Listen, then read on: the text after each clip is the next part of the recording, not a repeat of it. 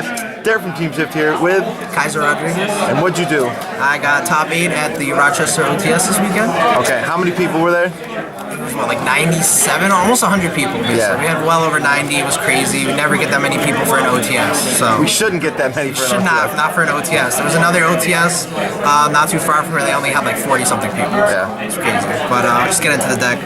So I played Mekk-Knight Invoked. So I played 3 Alistair, pretty standard. 3 of the purple, again pretty standard. 3 of the blue, and then for the last 2, one of the ones that moves and one of the ones that pops. This one actually came in clutch a lot of the games. I had a few matches where my opponents had Eater of Millions, and this was just an instant out to it. So it was actually a lot better than I thought. I wouldn't really play any of the other ones. The one that pops spells is just okay. So that's it really for the main monsters. Then it's a gajillion hand traps.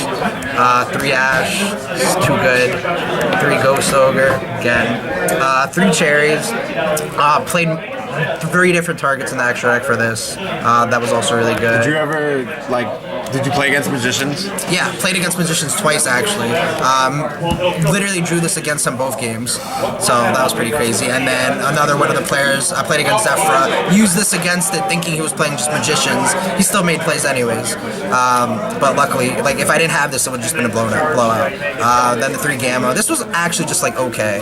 Most of the time in this deck, I actually tried to save it for my turn so I could just play Pot of Desires and then just, Gamma the Ash. So tried to save it, which is usually how I ended up using it. Then for the spells, 1 Raigeki was pretty good. And then everything else is pretty standard. Again, 3 Meltdown, 3 Terraforming, 3 Invocation. Some people were actually messing with 2. A lot of people though decided to play 3 because again you play Pot of Desires and the second you banish all 3 of these, or if you play 2 you're just going to lose.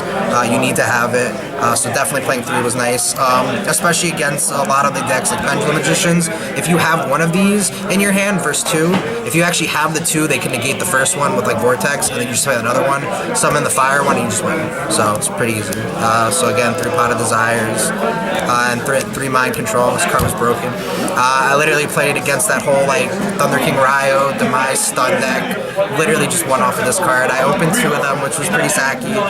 He negated one with Dark Bribe, but I had the second one and then just went off from there. So it's the best card you saw all day. The best card, oh my god, it'd probably have to be Inspector Border. It just literally, I literally had a game where I took Inspector Border, used it to fusion for Macabre, so I could just get it off of the field like that, and then just OTK'd from there with Mekk-Knights. So I guess I'll just go into the side deck then. So side deck, most of these cards actually didn't go in, surprisingly, because the deck wants to go second. If you go first, you just can't do anything. I played against one of my friends, Derek behind the camera, in Swiss, who was playing Draco, and he just passed, and I couldn't do anything. He summoned Amato, attack, say go, attack, say go, and couldn't do anything. So yeah, Lancia, this was mostly just for the mirror. Again, I didn't play the mirror, so it didn't really come up. 3 Gamma Seal, this is again just for mostly Dracos. Sometimes you'll put it against Magicians, but usually they make too many negates, so it's not worth it.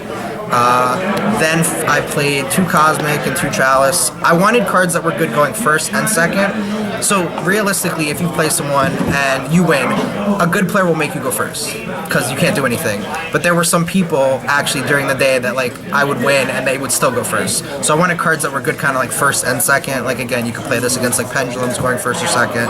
Same thing with the Chalice.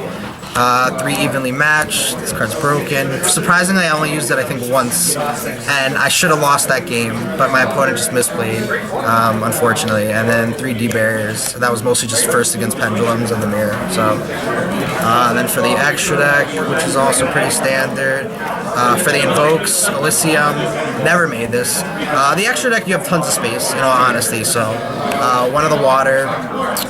The reason behind this was mostly in case of Paleo. You literally make this against Paleo, they just can't get over it.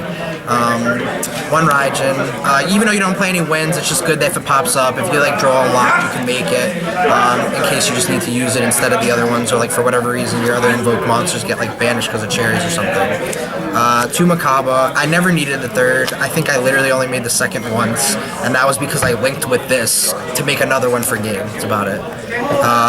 Right now, then we have the Fire one, which I just played 1 of.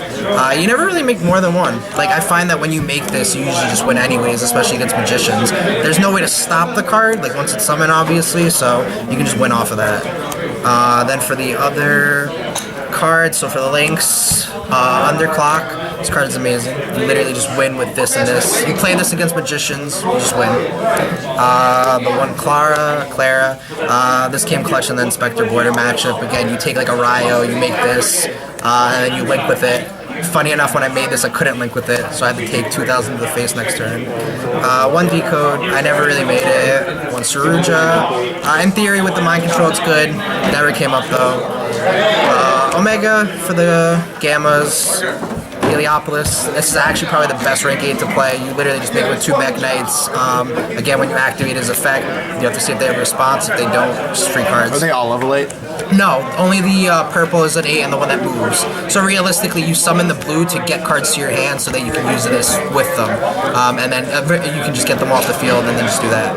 And then the rest were just Harrys. Toad, Buster, and Electromite. Funny enough, Buster did actually come up once. I did play ABC once.